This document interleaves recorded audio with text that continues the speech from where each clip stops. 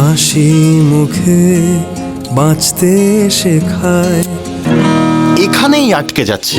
আমার থেকে বড় ইন্সপিরেশন কোথায় পাবে তুমি? আরে পালক, একেবারে পারফেক্ট। তোর থেকে বড় ইন্সপিরেশন তো চলে এলো মোম। মোমের গান তো পালকে সম্পূর্ণ করবে। আর মোমের থেকে পালক কখনো আলাদা হবে না। মোম পালক 26শে এপ্রিল থেকে প্রতিদিন রাত 8:30টায় সান বাংলায়। কোনটা ঠিক আর কোনটা ভুল সেটা কে বলে দেবে? আর কোনটা বংশের মর্যাদা আর কোনটা ব্যক্তিগত গোড়ামি সেটাই বা কে বলে দেবে? তুমি। তাহলেই হয়েছে। হ্যাঁ, বাড়ির সবার যখন মতিভ্রম হয় তখন কোনটা ঠিক আর কোনটা ভুল এটা ঠিক করে দেওয়ার দায়িত্বটা একজনকেই কাঁধে তুলে নিতে হয়। এমনিতেই তো একটা ভিখারি ছেলেকে বিয়ে করে সরস্বতী পরিবারের মান মর্যাদার একেবারে 12টা বাজিয়ে ছেড়ে দিই। এখন বাকি রইলে তুমি, বাড়ির ছোট বউ হয়ে খাবার বিক্রি করতে রাস্তায় নেমে কফিনের শেষ পেরেকটা পুঁতবে। ভুলে যেও না, মাথার উপর ছাদটা কিন্তু এখন এক আছে। তোমাদের মান সম্মান বলে কিছু নাই থাকতে পারে, কিন্তু আমার একটা সম্মান আছে। কি বললে দাদা? বাড়ির বউ? কাকে তুমি বাড়ির বউ বলছো? তুমি আমাদেরকে আপন মনে করো? তোমার এই ভুলে ভরা ঐতিহ্য রক্ষা করতে গেলে চোখে ঠুলি পড়ে থাকতে হবে। যেই ঠুলিটা এতদিন আমার আর শেষদার চোখে ছিল, এখন সেই ঠুলি আমাদের চোখ থেকে খসে গেছে। আমাদের মধ্যে যথেষ্ট ভদ্রতা এখনো বেঁচে আছে, তাই তোমাকে সসম্মানে বলছি দাদা, কাউকে সম্মান করতে না পারো অসম্মান করো না। নাহলে ছোট মুখে বড় কথা বলতে আমারও ভালো লাগবে না। এখানে আমার স্ত্রীর সম্মান জড়িয়ে আছে দাদা। ওর সম্মান রক্ষা করার জন্য আমি কিন্তু মুখ খুলতে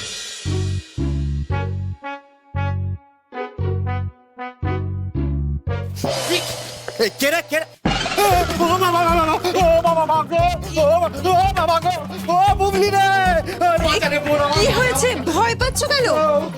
আপনি কে? এখানে কি করছেন? কি হয়েছে? আরে আপনি এখানে এখানে কি করছেন? আমি ডেকেছি ওনাকে। আচ্ছা হ্যাঁ, দাঁড়ান 1 মিনিট। ওনাকে কেমন ঠিক চেনা চেনা লাগছে। হ্যাঁ হ্যাঁ হ্যাঁ, বসুন, আপনি বসুন। হ্যাঁ বুঝছি। তারপরে আবার কি ব্যাপার? আপনাকে তো আমি আগেই বলেছিলাম যে ওর সাথে আর আপনার দেখা হবে না। জোর করে দেখা করতে গেলে কিন্তু আপনার অবস্থার জন্য কর্তৃপক্ষ দায় থাকবে না। না মানে আজকে আমি ওনার সাথে নয়, এনার সাথে দেখা করতে এসেছি। না, মনে হচ্ছে আপনি আজ হেঁটে বাড়ি যেতে পারবেন না। না, আগে আমার কথাটা শোনো। আমি তো বললাম আমি ওনাকে ডেকেছি। আমি উনি একটা সমস্যায় পড়ে এখানে এসেছেন। সমস্যা? মানে নতুন কেস? পল্টু ভাই এদিকে আয় ভাই, ভয় নেই, নতুন প্রজেক্ট। না ভাই আমি যাবো না, তুই আগেবারে বলেছিলিস লাস্ট বারের মতো, কিন্তু আমি যাবো না, তুই। আরে বাবা, এবার তোর বৌদি তোর বডিগার্ড, তুই আয় এদিকে আয়। হ্যাঁ মদন বাবু, এবার ব্যাপারটা কি ঠিক বুঝে বলুন তো, ঠিক কোন কারণে বৌদি আপনাকে ছেড়ে গিয়ে ডিভোর্সের মামলাটা করেছে? আপনার ওই স্ট্রেস রিলিজ সেন্টার এসেছিলাম না, তারপর থেকে আমার মনটা বেশ ফুটফুটে ছিল। আমার হাসি মুখ দেখে আমার বউয়ের সন্দেহ হলো যে আমি পরকীয়ায় মজেছি। বৌদি বুদ্ধিমতী, ছেড়ে যাওয়াই উচিত। এই তুই চুপ কর তো। হ্যাঁ বলুন, তারপর? এসব নিয়ে তো অশান্তি চলছিলই, তারপর ওই গোদের উপর বিস্ফোরা হলো আমার ওই রাতের স্বপ্নটা। স্বপ্ন? হ্যাঁ আসলে ওই রাতে একটু ফুরফুরে মেজাজ নিয়ে শুয়েছিলাম, আর একটু রোমান্টিক স্বপ্ন দেখছিলাম, মানে ওনাকে নিয়ে আর কি একটু রোমান্টিক স্বপ্ন দেখছিলাম, আর অস্ফুটে বেরিয়ে পড়েছে যে আই লাভ ইউ।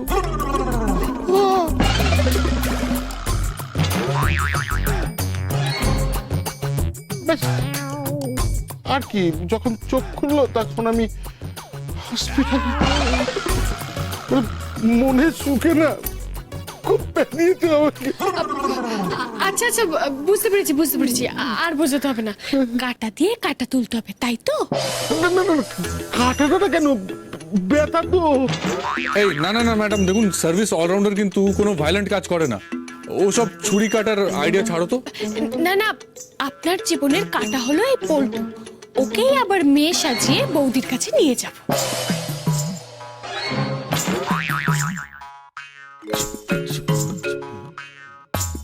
আমার ইজ্জত নিয়ে আর চিনিমিনি গেলে ওরা।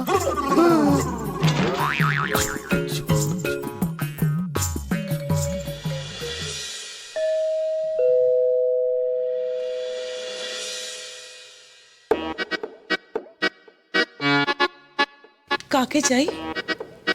আমি একটু তোমার সাথেই কথা বলতে এসেছি।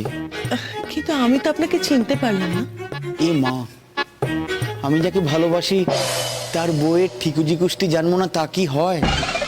মানে কাকে ভালোবাসার কথা বলছেন আপনি? আপনি সুস্থ আছেন তো? এ মা, নিজের বরের প্রেমিকার কথা ভুলে গেলে এত সহজে? তোমার মাথা ঠিক আছে তো? এতক্ষণে বুঝতে পেরেছি, তুমি তাহলে সেই কাল লাগিনি। হ্যাঁ, অন্যের সংসারে ঢুকে অন্যের বরকে হাত করো। কেমন মেয়ে গো তুমি? তোমার লজ্জা করে না? এই রাখো তো তোমার লজ্জা টজ্জা, কাজের কথা শোনো। আমার না একা একা ভীষণ মনটা খারাপ লাগছে, গাটাও কেমন যেন একটু ম্যাচ ম্যাচ করছে। তাই ভাবছি কি মদনাকে নিয়ে একটু ঘুরতে যাব গোয়ায়। ডিভোর্সের ঝামেলার জন্য তো টিকিটই কাটতে পারছি না, কবে আবার সমন আসে। তাই তোমার কাছে এসেছি এনওসি নিতে, মানে নো অবজেকশন সার্টিফিকেট। তুমি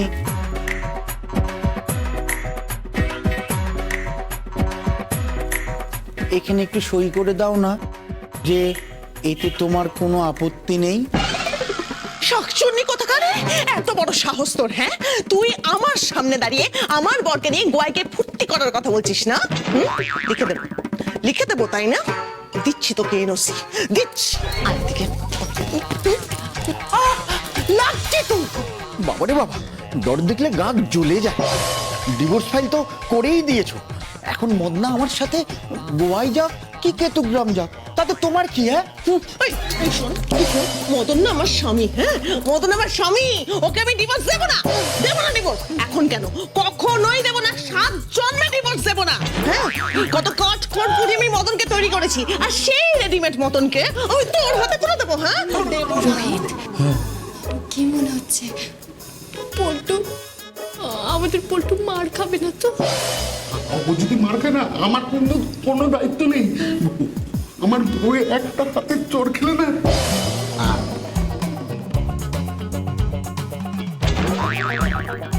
দেবো না, কিছুতেই দেবো না।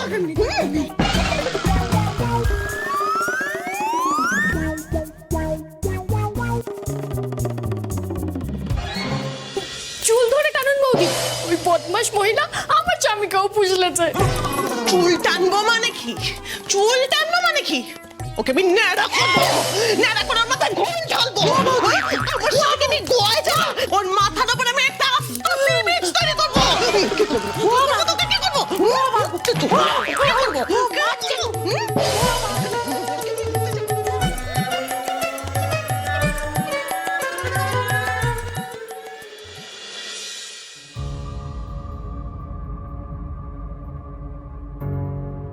ভুলে যেও না দাদা, তোমার যেমন ম্যানেজারের সাথে খাতির আছে, কিছু স্টাফের সাথে আমারও সখ্যতা আছে।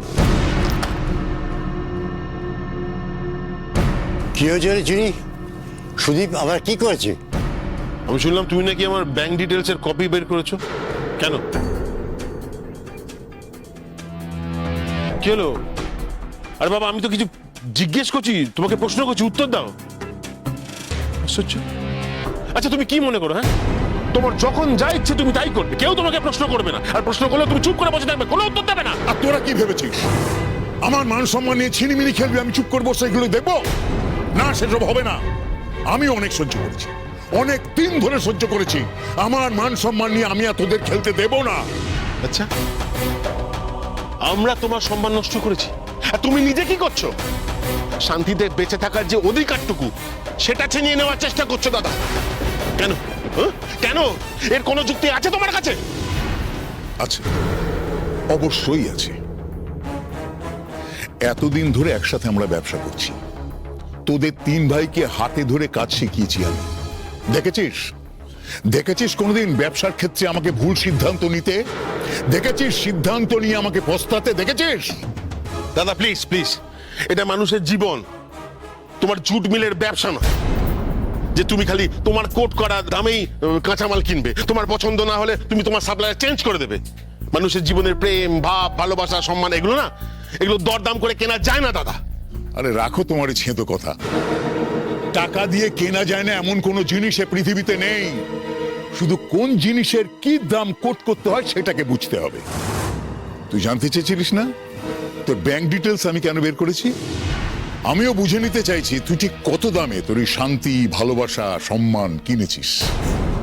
দামটা জানলে তবেই না বলতে পারবো ডিলটা লাভজনক হলো না পুরোটাই লোকসানে ভরা। দাদা প্লিজ প্লিজ প্লিজ, আমার লাভ আমার লোকসান এগুলো আমাকে বুঝতে দাও। হ্যাঁ, আমি তো তোমাকে ভাবতে বলিনি, আমার ব্যাপারটা আমাকে হ্যান্ডেল করতে দাও। আর তাছাড়া তুমি কি তুমি ভগবান যে তুমি যেটা ভাববে, তুমি যেটা বলবে সেটাই ঠিক? তুমিও কিন্তু ঠিক ভুলে ভরা একটা মানুষ। শুনছুনি, আজ পর্যন্ত আমার কোনো প্রেডিকশন ভুল হয়নি, এবারেও হবে না। চিন্তা করিস না, বেশি সময় লাগবে না। তুই কেন টাকা তুলেছিস আমি খুঁজে বার করব, ঠিক বার করব, তারপর সবাই দেখবে কি হয়। এটা কোনো চুরির টাকা নয়, ওর টাকা। ও কোথায় কিভাবে খরচা করবে সেইটা নিয়ে মাথা ঘামানোর কোনো কারণ নেই তোমার। আছে, কারণ এই সবকিছুর সঙ্গে আমার সম্মান জড়িয়ে আছে। আর যে কোনো মূল্যে আমার এই সম্মান আমি নিজেই বাঁচাবো।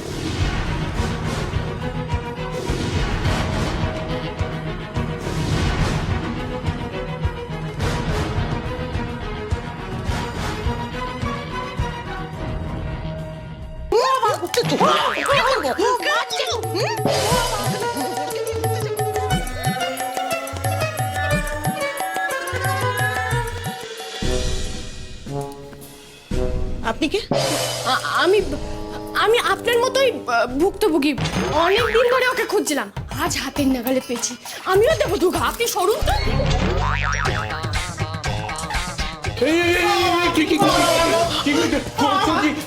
করছো কি? হ্যাঁ, আমার জানকে মেরো না, ওর লাগবে তো। দেখেছো দেখেছো কি জাদু করেছে আমার স্বামীকে? তোমাকে আমি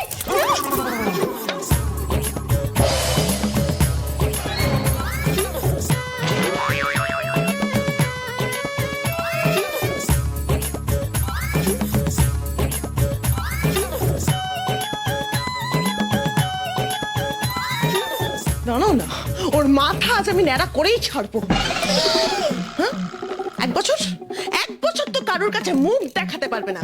এই, এখন ওর পিছনে ভয় লুকোচ্ছিস কেন? হ্যাঁ, এদিকে আয়, এদিকে আয়, ওই, ওই।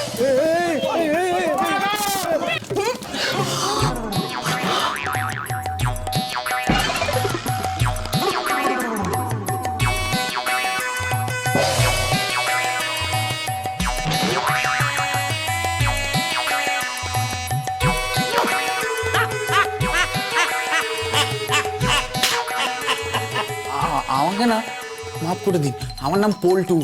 ও মদন বাবু আমার কাছেই যেত। পল্টু মানে?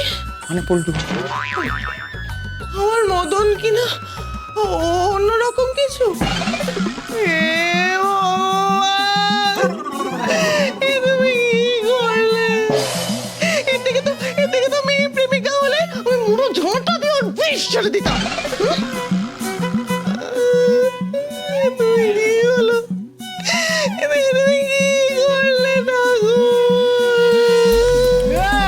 আপনি ভুল মানিয়ে আমার কাজ জান কেন?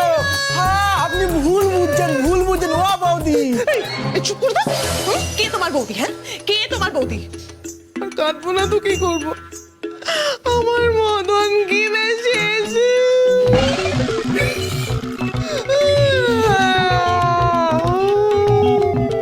বলছি কি ও বৌদি বৌদি ও বৌদি, আপনি ভুল ভাবছেন।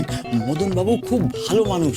এই প্রত্যেক দিনের দাম্পত্য কলহ ওনাকে তিতিবিরক্ত করে তুলেছিল, তাই উনি নিজের গায়ের জেলা মেটাতে আমাদের কাছে আসতো আপনাকে গালাগাল করতে।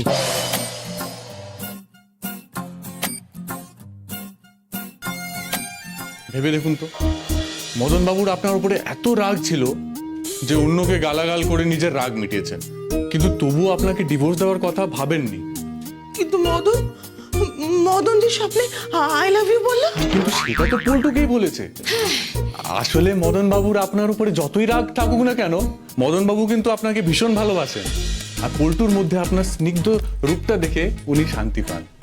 আর তাই এই পল্টুকে নিয়ে আপনাদের দুজনের মধ্যে ভুল বোঝাবুঝি তৈরি হয়, আর সেই জন্যই আমরা পল্টুকে এখানে নিয়ে এসে আপনাদের অশান্তি মেটানোর প্ল্যান করি। আর একটা জিনিস খেয়াল করে দেখুন, আপনি কিন্তু রাগের মাথায়ও মনের কথাটাই বলে ফেলেছেন। এই জন্মে কেন, আপনি কিন্তু 7 জন্মেও ওনাকে ডিভোর্স দেবেন না। মদন বাবু কিন্তু আপনাকে খুব মিস করছেন, আপনি করছেন না? করছি তো, খুব মিস করছি।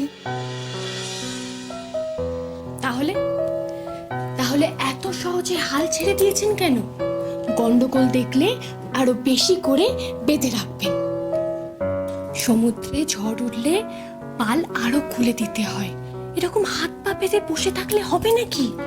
হ্যাঁ বৌদি, মদন দা না ঝিনঝাক মানুষ, একটু মিষ্টি করে কথা বলবেন, ব্যাস কাত হয়ে যাবে। আপনি শুধু সব সময় আপনার ওই স্পেশাল ঝান্ডাটা দেবেন না প্লিজ।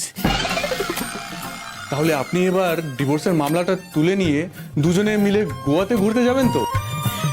আমি তোর সঙ্গে কেতুগ্রাম গেলেও খুশি।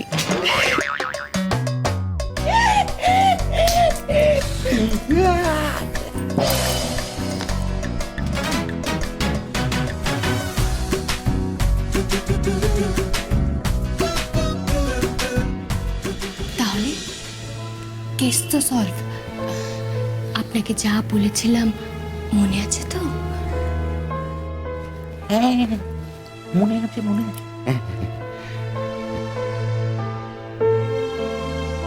ঠাকুর, আর কয়েক ঘন্টা সময় দাও।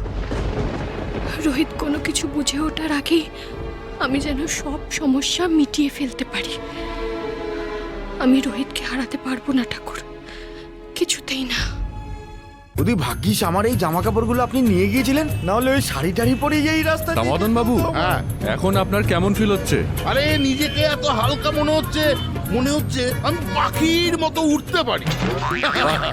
ভেরি গুড, তার মানে আপনার দেওয়া অ্যাসাইনমেন্টটা আমরা সাকসেসফুলি কমপ্লিট করে দিয়েছি। করে দিয়েছো? এবার আমার পেমেন্ট। হ্যাঁ, কাজ তো শেষ, এবার তো পেমেন্টের ব্যাপারে আসতেই হবে। এবার আমি দেখবো আপনি কেমন ডিল করেছেন। এবার তুমি আমার ক্যালমাটা দেখবে। আমি আসলে মদন বাবুর সাথে কোনো ডেটই ফিক্সড করিনি। মদন বাবুকে বলেছি কাজ অনুযায়ী গুরুত্ব বুঝে অ্যামাউন্ট ঠিক করতে। মানে আপনি রেট না ফিক্স করে কাজ করে দিয়েছেন? এবার ও যদি আমাকে 7.5 টাকা দেয়, তাহলে আমি তো সেটাই নিতে বাধ্য হব। এক মিনিট, হ্যাঁ। আরে রোহিত বাবু, আপনি এত চিন্তা করছেন কেন বলুন তো? আরে আমি আপনাকে ঠকাবো না, ম্যাডাম তো বলেছেন কেসের গুরুত্ব বুঝে রেট ফিক্স করতে। আমি কেসের গুরুত্ব বুঝে রেট ফিক্স করেছি। আমি আমার উকিলের সঙ্গে কথা বলেছি, যদি আমাদের ডিভোর্স হতো তাহলে আমাকে এককালীন 20 থেকে 25 লাখ টাকা তো দিতেই হতো। তার সঙ্গে আমার শ্যামলীটাও চলে যেত, আমার জীবনের প্রিয় মানুষটাই চলে যেত। বলি ও মদন বাবু, এবার থেকে ওই প্রিয় মানুষটিকে আগলে রাখুন, আর এদিক ওদিক চুকচুক করা বন্ধ করুন, বুঝেছে? আহা পল্টু, সেটা তো উনি বলেছেন যে উনি আর ঝগড়াঝাটি করবেন না। হ্যাঁ তো মদন বাবু, আপনি ভাবনা চিন্তা বিচার বিবেচনা করে কত পেমেন্ট করবেন ঠিক করেছেন? দেখুন, আমি তো সবসময় যখন পেমেন্ট করি রাউন্ড ফিগারে করি না। এই ধরুন প্রণামীর বাক্সে আমি 21 টাকাই দিই, তাই আমি ঠিক করেছি আপনাকেও 21। আমি আপনার এত বড় একটা কাজ করে দিলাম, আর আপনি প্রণামী বক্সের আমায় 21 টাকা দেবেন? এই আপনার বইয়ের প্রতি ভালোবাসা? আর আপনারও বলিহারি, রেট ফিক্স না করে কেউ এভাবে কাজ করে? সবার প্রেম কি আর সরস্বতী প্রেম নাকি, যে প্রেম বাঁচানোর জন্য জীবনের সব কিছু দিয়ে দেওয়া যায়? কিছু কিছু লোক মদন বাবুর মতন প্রেমও করে, তাদের প্রেমকে বাঁচিয়ে দিলে কৃতজ্ঞতার সাথে সাথে 21 টাকা প্রণামী গুজে দেয়। চলুন এবার 21 টাকার আনন্দে সবাই মিলে গুজিয়া পার্টি করি। দূর মশাই, আপনি তো একবার আমার পুরো কথাটা না শুনে স্বামীদের বক্তৃতা দিয়ে দিলেন। আগে আমার কথার শূন্যস্থানটা তো পূরণ করুন। মানেটা কি? আমার 21 টাকার মাঝখানে শূন্যস্থানটায় লাখ বসবে, মানে 21 লাখ টাকা।